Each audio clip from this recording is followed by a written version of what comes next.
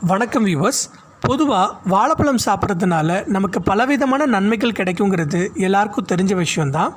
ஆனால் வாழைப்பழத்தை விட நன்மை அளிக்கக்கூடிய ஒன்றுன்னு நம்மள எத்தனை பேருக்கு தெரியும்? ஆமாங்க, இதுவரை நீங்கள் தூக்கி எறிஞ்ச வாழைப்பழத்தோலில் இருக்கும் நன்மைகளை பற்றி தெரிஞ்சால் நீங்கள் கண்டிப்பாக ஆச்சரியப்படுவீங்க. வாழைப்பழத்தோலில் பூஞ்சை எதிர்ப்பு பண்புகள், ஆன்டிபயாட்டிக் பொருட்கள், நார்ச்சத்துக்கள் மற்றும் ஊட்டச்சத்துக்கள் போன்றவை அதிக அளவில் இருக்குது. சரி, இந்த வீடியோவில் நீங்கள் வேஸ்ட்டுன்னு தூக்கி எறிகிற இந்த வாழைப்பழத்தோலில் என்னென்ன மருத்துவ நன்மைகள் இருக்குங்கிறத பற்றி டீட்டெயிலாக பார்க்கலாம் வாங்க. 1. பற்களை வெண்மையாக்க உதவும். பற்கள் வெண்மையாக வாழைப்பழத்தோல் மிகச்சிறந்த ஒயிட்னராக செயல்படக்கூடியது. வாழைப்பழத்தோலை சிறிய துண்டுகளாக்கி குறைஞ்சபட்சம் 2 வாரங்களுக்கு உங்கள் பற்களில் தேய்ச்சி நல்லா கழுவி வாங்க. இப்படி செய்யும் போது கொஞ்ச நாள்லேயே உங்கள் பற்கள் முன்பை விட வெண்மையாக மாறுறதை நீங்களே கண்கூட பார்க்க முடியும். 2. சருமத்தில் உள்ள மருக்கள் மற்றும் பருக்கள் மறைய.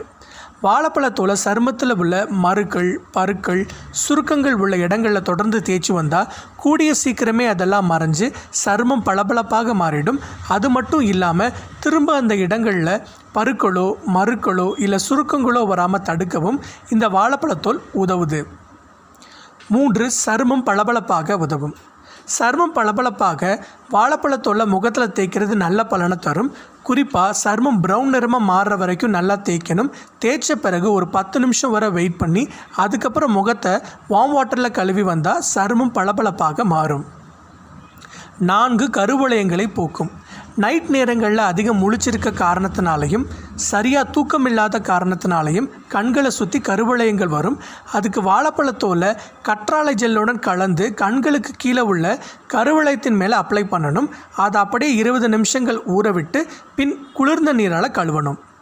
இப்படி வாரத்துக்கு 2 முறை செஞ்சு வந்தால் கண்களுக்கு புத்துணர்வு கிடைக்கும். மேலும் இப்படி செஞ்சு வர்றதுனால இது சருமத்தில் சுருக்கங்கள் வராமல் தடுக்கிறது மட்டும் இல்லாமல் வயது முதிர்வை கட்டுக்குள்ள வைக்கும். 5. செடிகளுக்கு ஊட்டமளிக்கும்.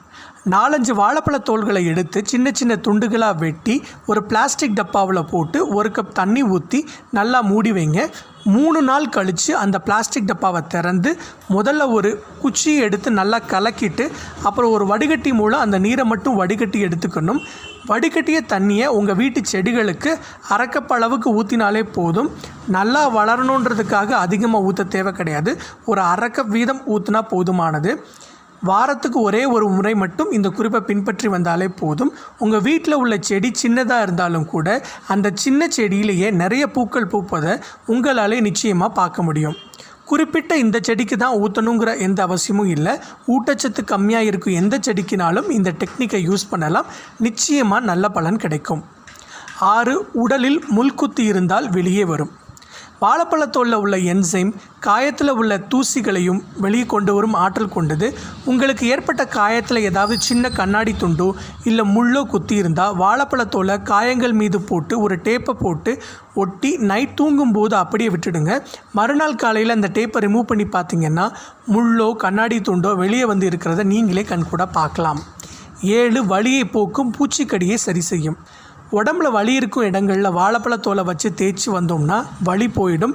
மேலும் எங்காவது இடித்து ரத்தக்கட்டு ஏற்பட்டிருந்தால் அதன் மீது வாழைப்பழத்தோலை வச்சுக்கிட்டால் சிவப்பு நிறம் மறைஞ்சு வலியும் நீங்கிடும்.